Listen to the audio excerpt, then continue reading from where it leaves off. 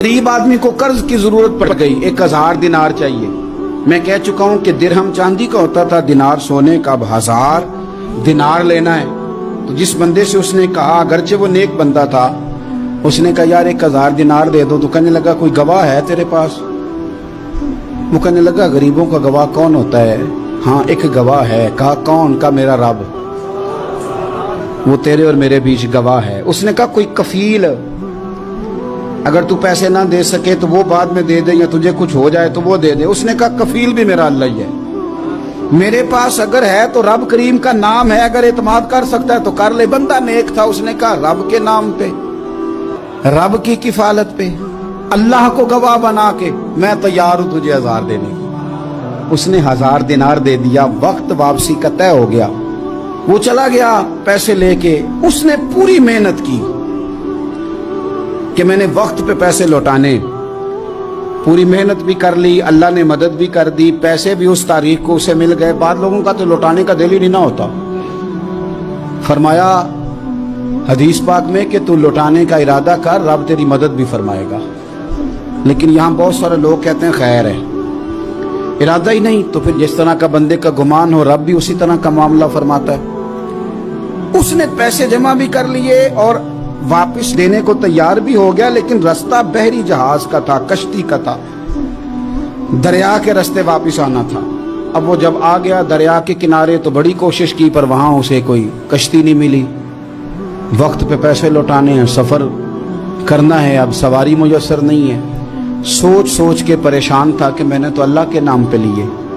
अचानक दिल में एक तजवीज आई। उसने एक लकड़ी ली, लकड़ी को अंदर से खोला, 1000 दिनार उसमें भरा। बुखारी पढ़ रहा हूँ, और साथ एक खत भी लिखा कि यार मैं पैसे पहुंचाना चाहता था पर मुझे कोई चीज नहीं मिली दरिया के उस पार आने, अल्लाह के नाम पर तेरी तरफ रवाना कर रहा हूँ। और ये कह के वो लकड़ी दरिया में रख दी।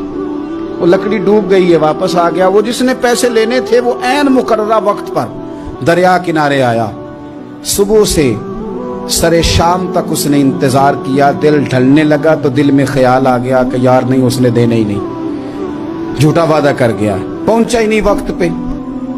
अब जब वापस लौटने लगा तो अचानक दरिया में एक लकड़ी तैरती हुई दिखाई दी।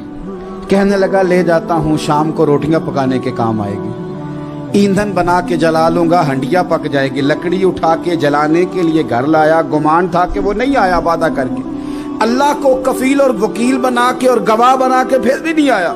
लकड़ी लेके घर गया, बुखारी है, और जब उसको चीरा ना कि मैं इसकी आग जलाऊंगा, खोला तो अंदर से 1000 दिनार भी निकल आया, खत भी निकल आया। अब जरा समझना, उसके दिल में बात किसने डाली कि तू लकड़ी में पैसे डाल दे? अल्लाह ने। उस बंदे को मुकर्ररा वक्त पे किनारे भेजा किसने? लकड़ी सिर्फ उसी के हाथ आई तो ये बंदोबस्त किया किसने? अल्लाह ने। घर जाके चीरी तो पैसे बाहिफाजत उस तक पहुंचाए किसने? तो फिर हमें भी तवज्जो अल्लाह की जानिब भी करनी चाहिए। हमारे पे दिल की तवज्जो रब की तरफ ही होनी चाहिए ना। हमें इधर उधर जाने की, देखने की, बंदों पर गौर करने की जरूरत क्या है? वो पैसे पहुंच गए, ये वहां अपनी जगह पे परेशान था। इसने 1000 दिनार और जमा किया। फिर दोबारा एक दिन दरिया किनारे आया, कश्ती मिल गई, बैठ के अपने उस भाई के पास आया। कहने लगा देखना मुझ पर बदगुमान ना होना, पैसे उस तारीख को भी जमा कर लिए थे, दरिया पे आया था पर कश्ती नहीं मिली थी।